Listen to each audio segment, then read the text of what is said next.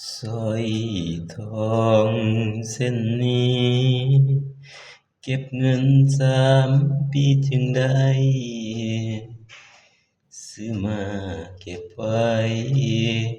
เพื่อเป็นของมันผู้สาวฮอดวันสัญญาลางานกลับมาบ้านเฮา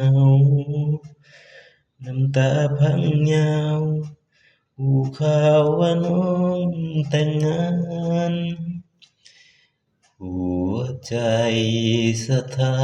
นอายมาบ่ทันแต่เจ้า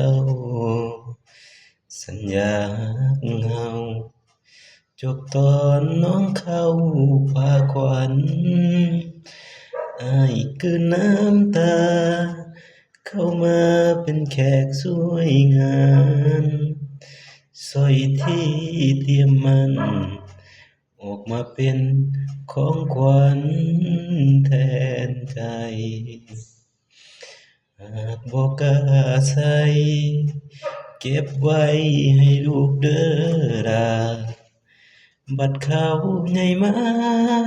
บอกว่าคุณลุงมอบให้อายเสียฮักแล้วอย่าให้เสียความตั้งใจยิ้มรับของขวัญคนพ่ายก่อนลาไกลไปสู่ชีวิตสร้อยทองเส้นนี้บ่มีสิทธิ์เป็นของมันมอบเป็นของขวัญสวยงามแล้วอายสิหนีกระเป๋า1 ใบกลับไปสู่งานอีกทีจากบ้านวันนี้อายบ่มีน้องยืนส่องทาง